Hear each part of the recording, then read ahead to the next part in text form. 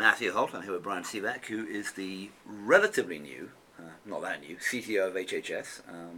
And as opposed to his predecessor at HHS, who is now over at the Office of Science and Technology Policy and CTO of the US, Todd Park, Bryan is a dyed-in-the-wool tech geek himself. So Bryan, thanks for chatting, and give me a quick sense about what you've been doing and also what the state of open data and data policies at HHS since you've been here.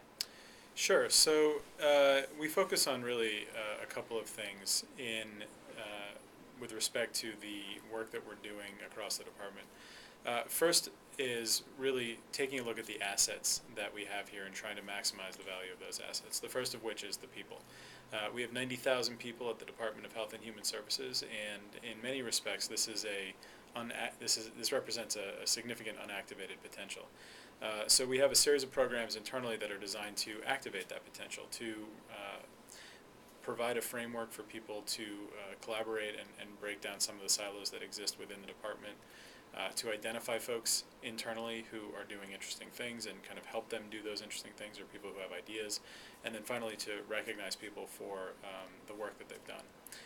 On the other side, we're continuing our use of the our work in exploiting the asset of the data that we have under control at HHS. And we're moving, though, from a perspective of pure liberation, which is really what the last few years has been focused on, to a new kind of framework where we continue these liberation activities in a much more focused way, but also look at ways that we can make the data more useful for people out there, either by through education, through sort of reshaping the way that we talk about the data and the assets that we have, or I should say, and through leveraging the portal, healthdata.gov, that we've set up to really be a one-stop shop for everything health data related. All right. So can you give some examples of how that's actually playing out in kind of the real world? We've seen over the years at Datapalooza and elsewhere some of the examples of use of data in new applications. But are you seeing that, as we start to think about healthcare reform and the role of data and the people of HHS more generally in healthcare reform, can you show some examples of how that's actually starting to happen? Sure. So one important thing that we're seeing right now is the use of data in the accountable care organizations, or the ACOs. In order to run an ACO, you really do need real-time data to make the process run smoothly. And so we've been seeing a huge utilization of CMS data in those worlds, which I think is quite interesting. Can you give me some sort of examples of what kinds of data is popping up? Claims data. I mean, in order to run an ACO effectively, you really need to know almost in real time when one of your beneficiaries or patients is visiting a doctor or a hospital, because you need to know exactly what treatments are being provided, how they're being provided, and where they should be sent in order to maximize the appropriateness of the care. And so there's a lot of work that we're doing right now to try to enable that real-time flow of information from CMS data. At the same time, talking about CMS, Medicare data is notoriously difficult to get access to, for good reason. We want to maintain privacy. It contains a lot of personally identifiable information. It's protected by a couple of different federal laws. But we should have ways of making that data available to researchers so they could do interesting things with it. One of the things that a group in CMS has been working on recently is creating, and actually we just released, is creating a synthetic data set. So basically it's everything that you would find in a CMS claims extract file, but it is essentially scrambled data. So it's still logically coherent, but it's not re-identifiable in any way to an individual. The idea is that if we can provide this data out there, researchers can build and train models that they can then apply to real data in order to do interesting things with once they get access to it.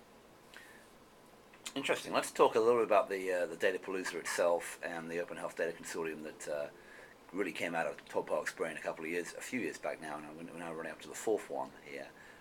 This is going to be your first sort of quote-unquote in charge. I don't know how much Greg Downing's allowing you to be in charge. That's a good question. But talk to me a bit about how you see, sort of from your outsider, now insider perspective, the change in the way that both the meeting and the consortium around it is getting together, and how you're thinking about the sort of public-private partnerships that you're seeing there around data and health data. Well, I think if you just look at the growth of the Datapalooza each year or each iteration of it throughout its history, you can tell that there's some significant potential there, which still exists. The first year there was something like 40 or 50 participants. The second one had about 600. Last year there were about 1,500 people in attendance, and this year we expect over 2,000 people. And so each year it grows as it gets bigger. We see more and more examples of interesting use cases for the data, people who are interested in the space, everybody from entrepreneurs to developers, designers, large companies, payers, you name it. The ecosystem is well represented at this. This year in particular, we're going to have a number of interesting tracks, one of which it focuses on ACOs and the clinical setting of uses of data in clinical settings. We're going to have a track on, for the first time, personally generated data. So, all the information that people are collecting and generating, running around with smartphones and Fitbits and things like that. And a number of other sort of really focused topic areas that we think are going to be interesting to a large number of people there. We're also looking at a number of different competitions and challenges that we can launch both before and during the Datapalooza itself, some of which will actually be, hopefully we'll have some live hackathons there that will be have a bunch of developers working on it, solving interesting problems.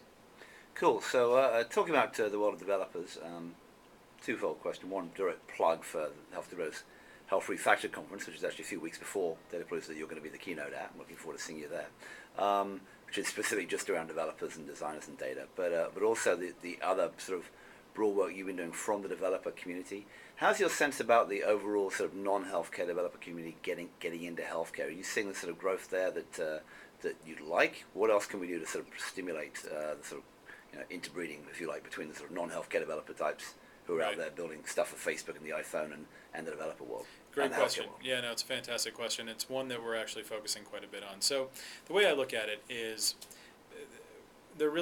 you have these two different groups of people. One is subject matter experts in healthcare. Another is this sort of broader group that's not subject matter experts in healthcare that are made up of designers and developers and entrepreneurs.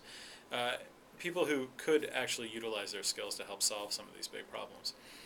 That group is much, much bigger than the first group. And so, we think that a lot of effort should be spent on trying to figure out how we can engage those people in a better way. I was just out in California a couple of weeks ago and met up with this one company who, a very small company, I think just a few people, and they were tackling the problem of prescription drug adherence and compliance. But the guy who started it had no background whatsoever in healthcare. He actually came across the problem because of a personal experience he had, but realized that his background as a video game person, somebody who had designed and developed video games, there were some things from that world that he could apply to the world of adherence and compliance that could solve that problem. That's just one simple example. There are thousands and thousands and thousands of those out there, and we just need to, I think, do two things to make to help spur this community. Number one is to actually talk about in sort of lay terms what the problems are that we see out there that need to be solved. So, we can talk about adherence and compliance as an example, but we should talk about it in ways that make sense to people who don't know what adherence means or what compliance means. Secondly, I think we need to do a better job of making our assets available to these folks in ways that make more sense. So instead of talking about the national plan and provider enumeration system data file, we should basically talk about a list of doctors in the country and where they are and what their specialties are. Great. So last question, you've been here a few months now, and you've been, and before that obviously we're in government relatively briefly, before that you were an entrepreneur. So what surprised you the most about being at HHS? That's a great question. HHS is a massive, massive organization. I think I didn't quite realize exactly how big it was. We have about 90,000 people who work here. We have 11 different operating divisions, which include some of the largest entities, not just in the federal government, but in the world. And within those contexts, there are there's a lot of bureaucracy and a lot of politics that need to be navigated. But the thing I think that has really surprised me the most is just the willingness of people internally to take some chances and to try and experiment on some things. We've, just in the past few months, had really interesting sets of experiences launching new ideas and new products, and people for the most part are really into it. So it's been quite a bit of fun. Great. I've been talking with Bryan Sivak. You'll see CTO of HHS. You'll see Bryan at Health Refactored in Silicon Valley in May and at Health Data Palooza, HDI conference in DC in June. Bryan, thanks for your time. Oh, thank you.